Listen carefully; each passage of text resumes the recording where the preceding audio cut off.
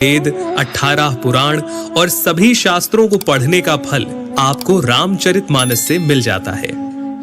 राम जी की कथा सबसे पहले शिव जी माता पार्वती को सुनाते हैं।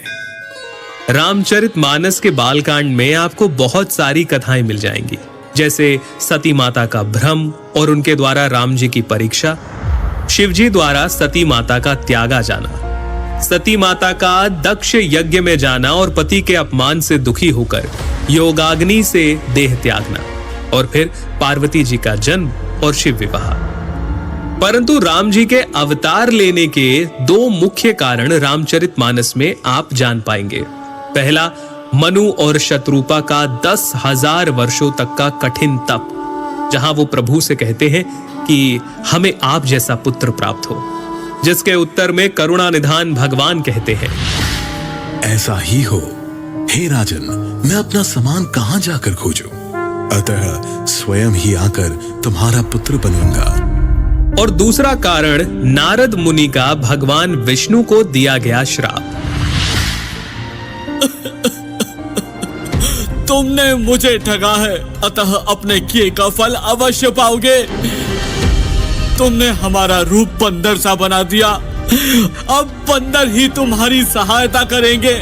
तुमने मेरा बड़ा आहित किया है, इसलिए तुम्हें भी स्त्री वियोग में दुखोगे।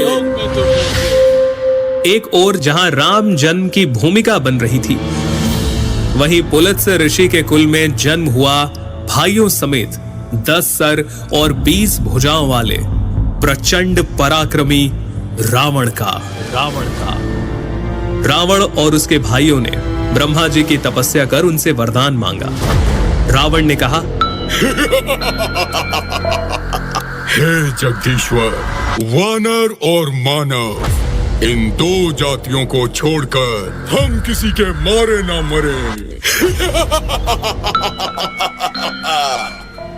और कुंभकर्ण सरस्वती जी के प्रभाव के चलते इंद्रासन के स्थान पर निद्रासन का वर मांग बैठे, और विभीषण ने प्रभु चरणों में निष्काम प्रेम का वरदान मांगा।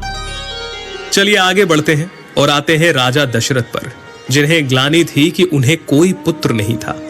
गुरु वशिष्ठ के कहे अनुसार महाराज दशरथ ने ऋषि श्रृंगी को बुलाकर पुत्र कामेष्ठी यज्ञ किया, जहां अग्निदेव स्वयं हाथ में चरु यानी कि खीर लिए प्रकट हुए, और इस खीर के प्रभाव से तीनों रानियां यानी माता कौशल्या, माता कैकेयी और माता सुमित्रा गर्भवती हुईं, और चैत्र मास के शुक्ल पक्ष की 9वीं तिथि को दोपहर के समय प्रभु श्री राम का प्राकट्य हुआ।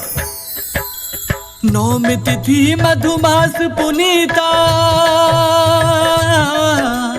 9वीं तिथि मधुमास पुनीता, शुक्ल पक्ष अभिजीत हरि प्रीता, मध्य दिवस अति शीत न घामा, पावन काल लोक विश्रामा।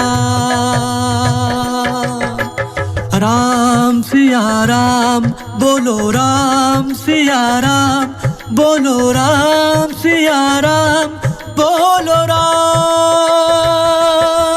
इसके आगे क्या क्या हुआ, प्रभु ने क्या क्या लीलाएं की,